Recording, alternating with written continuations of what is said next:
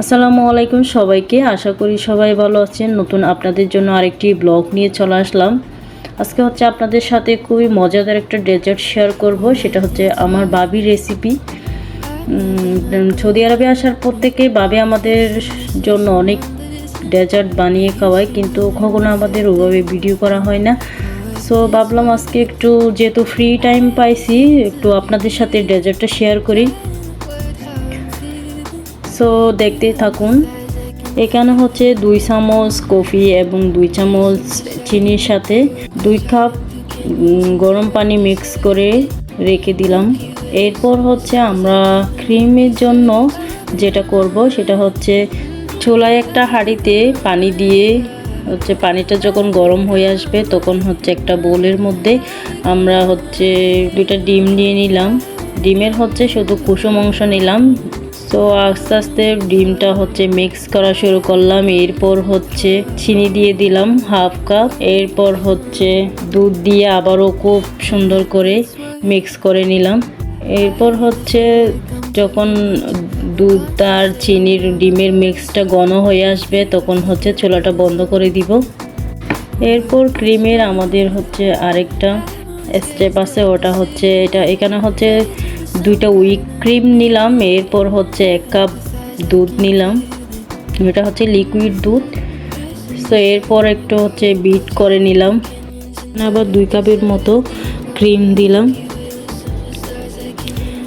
আসলে বাংলাদেশে এগুলোর প্রাইস অনেক বেশি আর তেমন পাওয়াও যায় না।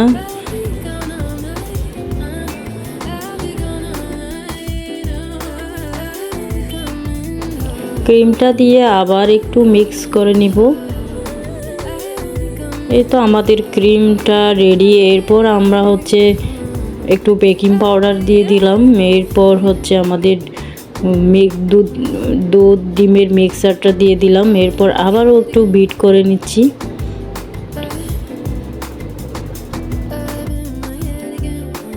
ফাইনালি আমাদের ক্রিম হচ্ছে রেডি। এরপর হচ্ছে আমরা তিরামিসুর জন্য যে বিস্কুটটা ইউজ করা হয় ওই বিস্কুটটা নিলাম। এবার হচ্ছে আপনাদেরকে হচ্ছে কিভাবে তিরামিসুটা বসানো হয় সেটা দেখাই দিচ্ছি।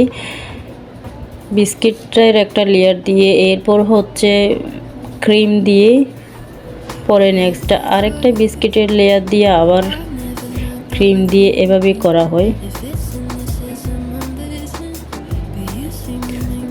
ভাবি আমাদের জন্য হচ্ছে লাস্ট টাইম বাংলাদেশে যখন গিয়েছিল তখন আমাদেরকে এই ডেজার্টটা বানিয়ে খাওয়াইছিল।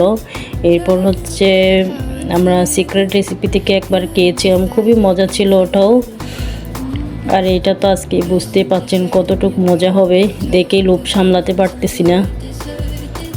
সো আমাদের সব কিছু হচ্ছে রেডি হয়ে গেছে।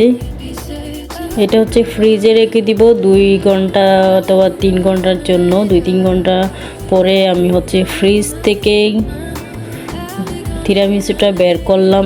এত মজাদার একটা খাবার, দেখেই লোভ সামলাতে পারতেছি না। বের করে তো আমি কেটে একেবারে খেয়ে নিলাম কয়েক পিস। এত মজা হয়েছে। সো আপনাদেরও ভালো লাগবে এই রেসিপিটা। ভালো লাগলে অবশ্যই শেয়ার করবেন এবং লাইক কমেন্ট করে জানাবেন। আরও হচ্ছে মজাদার রেসিপি পেতে চাইলে অবশ্যই নরিনস কুকিং ওয়ার্ল্ড গ্রুপে যুক্ত হবেন এবং হচ্ছে নরিনস কিচেন একটা লাইক ফলো দিয়ে রাখবেন। সো আজকে এই পর্যন্ত। নেক্সট অন্য কোনো ব্লগ নিয়ে চলে আসবো। আল্লাহ হাফিজ, আসসালামু আলাইকুম।